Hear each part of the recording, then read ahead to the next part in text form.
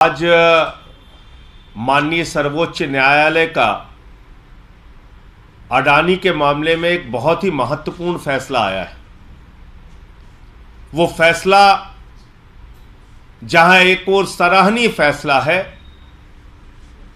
अडानी की घोटाले की 6 सदस्यीय समिति बनाकर जांच कराने का फैसला है। उस समिति में पूर्व न्यायाधीश को शामिल करके जांच कराने का फैसला है। वहीं दूसरी तरफ यह सुप्रीम कोर्ट का फैसला नरेंद्र मोदी जी की सरकार पर जोरदार तमाचा है। 140 करोड़ लोगों ने चुनकर भारत का प्रधानमंत्री नरेंद्र मोदी जी को बनाया। पूरा विपक्ष एक स्वर में मांग कर रहा था कि दुनिया का सबसे बड़ा घोटाला है अडानी घोटाला, कॉर्पोरेट जगत का सबसे बड़ा घोटाला है अडानी घोटाला। LIC में करोड़ों लोगों का पैसा डूब रहा है, SBI में करोड़ों लोगों का पैसा डूब रहा है। प्रधानमंत्री जी, JPC से जांच कराइए। पूरे सदन के सत्र के दौरान हम लोग एक ही मांग करते रहे, लेकिन एक कहावत हमने सुनी थी कि रोम जल रहा था, नीरव बंसी बजा रहा था। करोड़ों लोगों का पैसा डूब रहा था, अडानी का महा घोटाला सामने आया था और नरेंद्र मोदी जी जांच कराने से भाग रहे थे, जांच कराने के लिए तैयार नहीं थे, JPC बनाने के लिए तैयार नहीं थे। इसके पीछे कारण क्या है? इसके पीछे कारण बहुत ही साफ है, जो पहले दिन से मैं कह रहा हूं। नरेंद्र मोदी जी की सरकार ऊपर से लेकर नीचे तक भ्रष्टाचार में आकंठ डूबी हुई है। नरेंद्र मोदी जी की सरकार अडानी के साथ मिलकर देश की संपत्तियों को नीलाम कर रही है, औने पौने दामों में बेच रही है। मोदी जी ने अडानी को कोयला दे दिया, गैस दे दिया, बिजली दे दिया, पानी दे दिया, सड़क दे दिया, स्टील दे दिया, सीमेंट दे दिया, सीपोर्ट दे दिया, एयरपोर्ट दे दिया। यानी अगर पाताल में चले जाइए तो कोयला और गैस अडानी को दे दिया, आकाश में चले जाइए तो जहाज अडानी को दे दिया, आकाश से लेके पाताल तक सब कुछ अडानी को दे दिया, सब कुछ अडानी को दे दिया। और इतना ही नहीं रुके, 2.5 लाख करोड़ रुपए का कर्जा दे दिया। जब घाटा होने लगा व्यवसाय में तो 84,000 करोड़ का कर्जा माफ कर दिया। और उस अडानी ने क्या किया? अपने भाइयों के साथ मिलकर सैकड़ों फर्जी कंपनियां पूरे देश में और दुनिया में खोलने का काम किया। सैकड़ों फर्जी कंपनियां तमाम टैक्स हेवन कंट्रीज में, मॉरिशस और कैरेबियाई देशों में खोलने का काम विनोद अडानी ने किया, जो इसका भाई है अडानी का। और अकेले मॉरिशस का मैं बता रहा हूं, अकेले मॉरिशस एक पते पर 6 फर्जी कंपनियां खोली गई। उन 6 फर्जी कंपनियों की आमदनी का जरिया क्या है मालूम नहीं, लेकिन उन 6 कंपनियों के माध्यम से भारत में अडानी की कंपनी में 42,000 करोड़ रुपए लगाया गया। 42,000 करोड़ रुपए क्या कर रही थी सेबी जब यह काला धन लग रहा था? क्या कर रही थी ED, इनकम टैक्स डिपार्टमेंट क्या कर रहा था जब एक काला धन अडानी की कंपनियों में लग रहा था? सेबी इसलिए कार्रवाई नहीं कर पाती क्योंकि सेबी में अडानी का समधी बैठा हुआ है। और माननीय सर्वोच्च न्यायालय से मैं यह भी अनुरोध करना चाहूंगा कि आपने सेबी से भी जांच की रिपोर्ट मांगी है, कम से कम उसके रिश्तेदार को उसमें शामिल ना किया जाए। वो रिश्तेदार अगर जांच करेगा तो कैसी जांच रिपोर्ट बना के देगा, यह समझा जा सकता है। क्योंकि सेबी तो खामोश रही है। अनाप शनाप पैसे दुनिया के देशों से, काला धन, हजारों लाखों करोड़ रुपए अडानी की कंपनी में आ रहा था, सेबी देख नहीं पाई। क्योंकि स्टॉक एक्सचेंज पे नजर रखने की जिम्मेदारी तो सेबी की है, क्योंकि वहां पर हो रहे किसी घोटाले घपले को देखने की जिम्मेदारी सेबी की है। अगर शेयर ओवर वैल्यू हो रहा था मुनाफा ना होने के बावजूद शेयर के दाम अचानक बढ़ रहे थे, तो सेबी ने क्यों उस समय जांच नहीं की?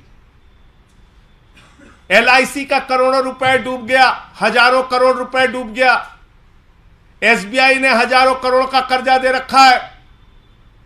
आज जिन लोगों का पैसा एलआईसी में बुढ़ापे के पेंशन के लिए, बीमारी के लिए, बेटी की शादी के लिए लगा है, वो सारे लोग चिंतित हैं। जिन लोगों ने एसबीआई में पैसा जमा कर रखा है, वो सारे लोग चिंतित हैं। और बैंक मोदी जी डुबाना चाहते हैं, इसका एक ही प्रमाण है कि इन्होंने कहा है भले ही आपका करोड़ों रुपए बैंकों में जमा हो, लेकिन नया कानून मोदी जी ने बना दिया, वापसी सिर्फ 5 लाख रुपए मिलेगा। भले ही बेटी की शादी के लिए आपने 20 लाख जमा किया हो, बेटी की शादी की तारीख आ गई, बैंक डूब गया, तो मोदी जी सिर्फ आपको 5 लाख रुपए देंगे और कहेंगे अपना रास्ता नापो। यह कानून बन गया, नया कानून बन गया। कोई भी बैंक डूब जाए, क्योंकि मोदी जी जानते हैं कि अपने दोस्त को उन्होंने अनाप शनाप फायदा पहुंचाया है, देश के बैंक डूबेंगे, देश के बैंक डूबेंगे। नया कानून कहता है 5 लाख से ज्यादा नहीं मिलेगा। तो इसलिए यह जो फैसला है, यह भारत की सरकार के ऊपर एक जोरदार तमाचा है। और जांच एजेंसियों का दुरुपयोग विपक्ष के लोगों का गर्दन दबाने के लिए तो करते हो मोदी जी, अपने दोस्त अडानी को बचाने के लिए उन सारी जांच एजेंसियों को काल कोठरी में बंद कर देते हो, उस पर कार्रवाई नहीं करते हो। यह भी पूरे देश ने देखा। हमारी जेपीसी की मांग, सदन में आवाज उठाना या सदन की प्रक्रिया में आवाज उठाने का मौका न मिलने पर सदन पे नारे लगाना और बाधित करना 100% सही था। यह बात आज सुप्रीम कोर्ट के फैसले से साबित हो गई। और मैं फिर से कहना चाहता हूं, यह कॉरपोरेट जगत का और दुनिया का सबसे बड़ा घोटाला हुआ है, जो प्रधानमंत्री नरेंद्र मोदी जी के संरक्षण में उनके मित्र अडानी ने किया है। इसकी जांच की परतें खुलनी चाहिए। और जेपीसी की जो हमारी मांग है, क्योंकि सदन सर्वोच्च है, पार्लियामेंट सर्वोच्च है, जेपीसी की जो हमारी मांग है, उस जेपीसी के माध्यम से जांच होगी तो बहुत सारे और सच और तथ्य सामने आने में मदद मिलेगी। पहली बात तो यह अडानी को लेकर मामला था। दूसरा, एक और महत्वपूर्ण और ऐतिहासिक फैसला सुप्रीम कोर्ट ने दिया है, जो स्वागत योग्य फैसला है, जो इतिहास के पन्नों में दर्ज किया जाएगा सर्वोच्च न्यायालय के नाम से। वो है चुनाव आयोग के गठन की प्रक्रिया को निर्धारित करने का फैसला। अब प्रधानमंत्री जी, विपक्ष के नेता और मुख्य न्यायाधीश तय करेंगे चुनाव आयोग में कौन बैठेगा। आप बताइए, चुनाव आयोग तब तक इंतजार करता है जब तक प्रधानमंत्री जी की रैलियां ना हो जाएं, योजनाओं की घोषणाएं ना हो जाएं। चुनाव आयोग तब तक इंतजार करता है जब तक गृह मंत्री जी की रैलियां और सभाएं ना हो जाएं। और यह सब कुछ देखकर चुनाव की तारीखों का ऐलान करते हैं। यानी कहीं ना कहीं चुनाव आयोग की निष्पक्षता पर लंबे समय से आवाज उठ रही थी। और आज ये जो फैसला आया है कि लार्जेस्ट अपोजिशन पार्टी का एक मेंबर होगा, प्रधानमंत्री जी स्वयं होंगे और मुख्य न्यायाधीश जी होंगे, वो लोग मिलकर चुनाव आयोग का गठन करेंगे। ये एक अच्छा बेहतरीन फैसला है और इससे चुनाव आयोग की निष्पक्षता को कायम रखने में, भारत के लोकतंत्र को मजबूत करने में, भारत के संविधान को मजबूत करने में मदद मिलेगी। आपके कोई प्रश्न हो? आपने जेपीसी की मांग को लेकर बोला, तो क्या इसमें से संतुष्ट आप लोग नहीं है? जेपीसी की मांग को लेकर सदन के अगले सत्र में जो 13 तारीख से शुरू हो रहा है उसमें भी आवाज उठाते रहेंगे? देखिए, जेपीसी की मांग जो है वो पार्लियामेंट की मांग है, पार्लियामेंट के सदस्यों की मांग है। जेपीसी की मांग से सुप्रीम कोर्ट की जांच में कोई अंतर नहीं आएगा। जेपीसी तो पार्लियामेंट की होती है भाई। एक ही चीज, एक ही घोटाले की जांच सीबीआई भी करता है, ईडी भी करता है। ये तो मोदी जी ने सिखाया है। तो इतना बड़ा महाघोटाला हुआ है, सुप्रीम कोर्ट भी जांच करे और जेपीसी भी जांच करे। अरे अब तो शर्म करके जेपीसी बना दो, अब क्या दिक्कत है भाई? अब तो शर्म करके जेपीसी बना दो, अब तो सुप्रीम कोर्ट ने भी कह दिया।